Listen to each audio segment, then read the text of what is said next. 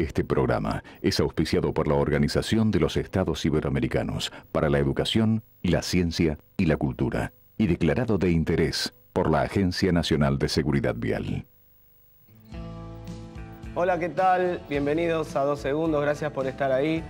Voy a leerles ahora una pequeña parte de un documento elaborado por miembros de la CEPET, que es la Coalición de Entidades para la Prevención de la Enfermedad del Trauma. Una parte del documento dice que hay 2 aspectos sobre los que existe la necesidad de enmarcar estrategias de intervención.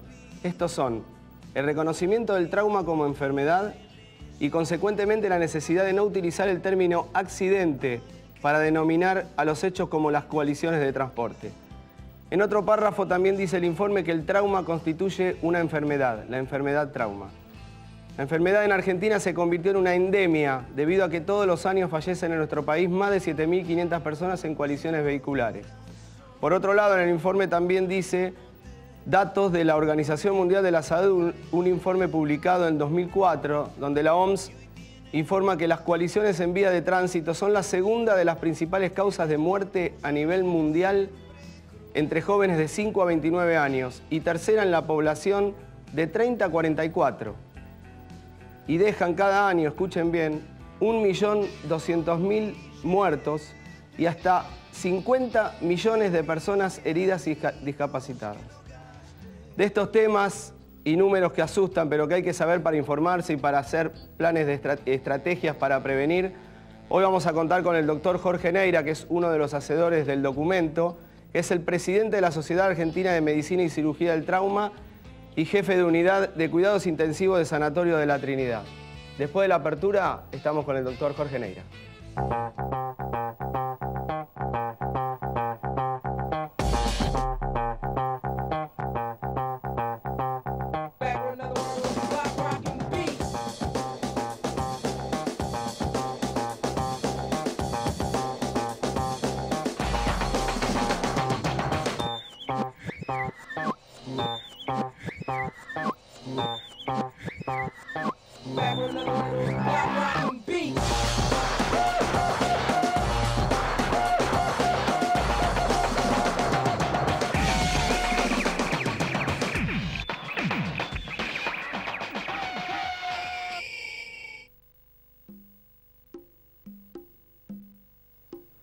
Gracias, nuevamente en 2 segundos estamos. Vamos a hablar, como dijimos al principio, con el doctor Jorge Neira. Jorge, gracias por venir. No, gracias a vos por la invitación, Sergio. Es un placer.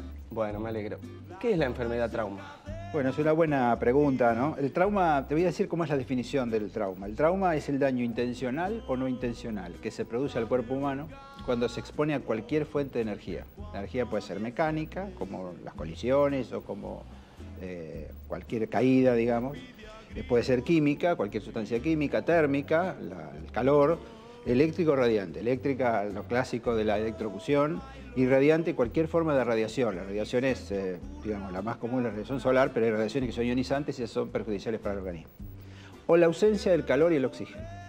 Cuando el organismo no tiene calor, hace cualquier forma de hipotermia. Esto puede ser la hipotermia generalizada o la localizada, como el pie de trinchera.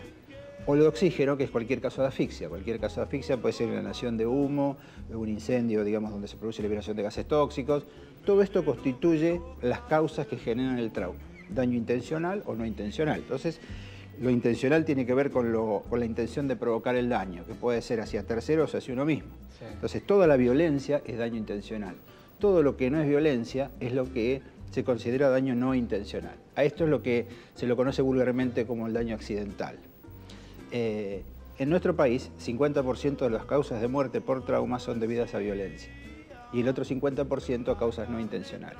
Dentro de las no intencionales, el 50% son producidas por colisiones vehiculares. Quiere decir que si vos tomás, y yo siempre digo el ejercicio que uno ve de la enfermedad trauma en el diario todos los días. Uno abre el diario y están las situaciones de violencia por un lado y los muertos por colisiones vehiculares.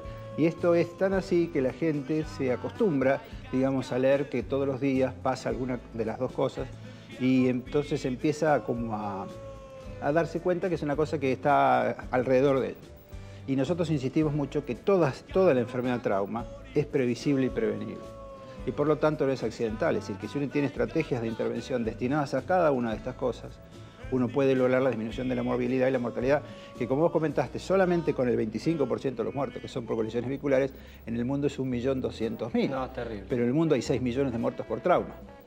Y o sea que ese 1.200.000 claro, es el 20% claro, de los 6 millones que se mueren por trauma, que es lo mismo que uno puede, digamos, tener aquí en nuestro país. Y este documento, después de haberse elaborado, fue presentado a autoridades pertinentes. Sí. Se hicieron estrategias para... Mira, es interesante lo que vos decís. En la eso. Academia Nacional de Medicina, yo tengo la suerte y el honor de ser, de pertenecer a la academia, fue donde se generó la CEPET. La CEPET es la Coalición de Entidades para la Prevención de la Enfermedad de Trauma. Esta coalición de entidades incluye sociedades científicas, organizaciones gubernamentales, no gubernamentales y universidades. Entre todos fue que consensuamos este documento y a partir de ahí, digamos, la CEPET tiene bastantes actividades de distinto tipo. Por un lado, se está trabajando en el tema de identificación de los factores de riesgo y por otro lado, sobre todo de percepción del riesgo, y por otro lado se generó otra coalición. La coalición es un grupo de entidades que tienen un fin común, ¿no?